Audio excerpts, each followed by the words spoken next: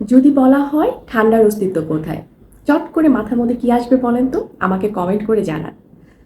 আমার উত্তর হচ্ছে, যেখানে গরমের শেষ সেখানেই ঠান্ডার অস্তিত্ব শুরু। যদি বলা হয় অন্ধকারের অস্তিত্ব কোথায়, কি বলবেন? আমি তো বলবো যেখানে প্রকাশ নেই সেখানেই অন্ধকারের অস্তিত্ব।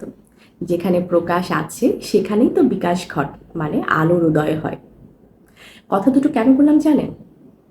আমাদের প্রত্যেকটা ধর্মেই মোটামুটি বলা হয়েছে যে ভালো কাজের কথা। হুম? খারাপ কাজকে না করে ভালো কাজ করার কথা প্রত্যেকটা ধর্মেই বলা হয়েছে, এবং খারাপ কাজগুলো মূলত শয়তানের প্ররোচনায় করি এটাও বলা হয়েছে। তো এই যে ঠান্ডার অস্তিত্ব কোথায় এবং অন্ধকারের অস্তিত্ব কোথায় যখন প্রশ্ন করা হয়, আমরা ভেবে কুল পাই না, হঠাৎ করে কি উত্তর দিব বুঝতে পারি না। এরকম ব্যাপার কিন্তু ঘটে আমাদের জীবনে, যখন কেউ আমাদেরকে বলে যে এই খারাপ কাজের অস্তিত্ব কোথায়।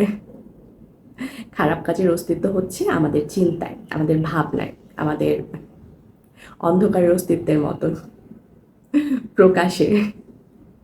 এই খারাপ কাজগুলো যখন আমরা চিন্তা করে নেই যে মৃত্যু পর্যন্ত এই শয়তান আমাদের সাথী এবং এরা আমাদের খারাপ কাজ করাবেই জোর করে, এটাই হচ্ছে খারাপ কাজের অস্তিত্ব। যদি এই ব্যাপারটা আমরা উল্টিয়ে দেই যে আমি চিন্তা করছি আমি প্রতিদিন বেশি পরিমাণের ভালো কাজ করব এবং খারাপ কাজের সংখ্যাটাকে কমিয়ে দিব, তাহলেই এই খারাপ কাজের অস্তিত্বটাকে কমিয়ে ফেলা যায় এবং একটা ভালো ঠিকঠাক জীবন করা যায়। মানুষের জীবন, যে মানুষের জীবনে ভালোবাসা থাকে, শ্রদ্ধা থাকে, সম্মান থাকে, মনুষ্যত্ব থাকে, এই সবই তো আসলে মানুষের গুণাবলী। মানুষের গুণাবলীগুলোকে খুঁজে পাওয়া যায় এই একটা কাজের মাধ্যমে।